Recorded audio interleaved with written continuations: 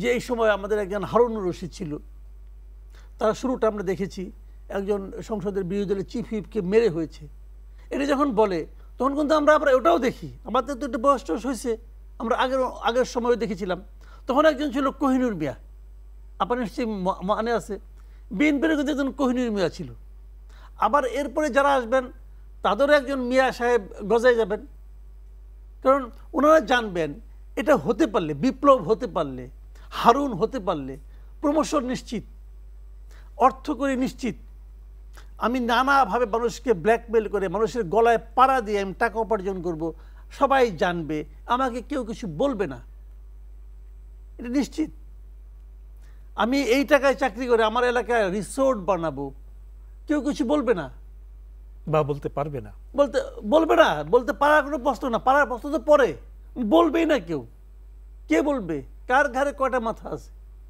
স্বয়ং সরকার প্রধান এটা জানে না, সরকারের গোয়েন্দা সংস্থা নাই।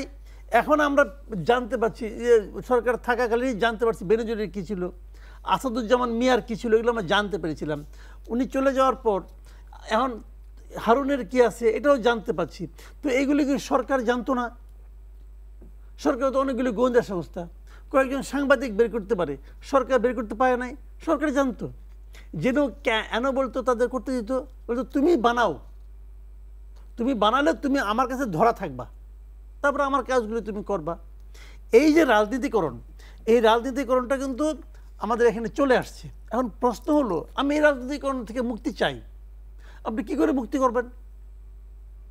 আপনি কি করে মুক্ত করবেন আমাকে?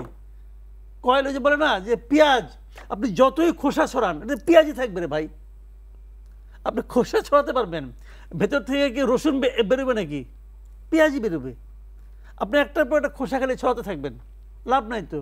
ছোটোবেলায় আমরা প্রবাস শিখেছিলাম যে কয়লা ধুইলে ময়লা যায় না, যায় না কিন্তু আপনি ধুয়ে দেখেন, আসলেই যায় না, আসলেই যায় না। তো আপনি যত ধুবেন ভেতর থেকে তো কয়লাই থাকবে। তো এইগুলোতে যে যে বলেন এটাকে, যে ছাঁচে বানানো হয়েছে, সেই ছাঁচটাই তো পলিটিক্যাল। তো সেখান থেকে আপনি বের করে আনবেন কীভাবে? এখন যে পুলিশগুলি আছে আমাদের দেশে, মনে করেন বড় বড় পদে যে পুলিশ, যারা নাকি ডিসিশন মেকার, পুলিশের যে সমস্ত কর্মকর্তারা, তারা কি আওয়ামী লীগ আমলে ডিসিশন মেকার ছিল না? তারা আওয়ামী লীগ আমলে চাকরি করতো। আওয়ামী লীগ আমলে যদি তারা বিএনপির পারপাস সার্ভ করতো, অথবা যদি তারা প্রফেশনাল হতো, তো তারা থাকতেই পারতো না।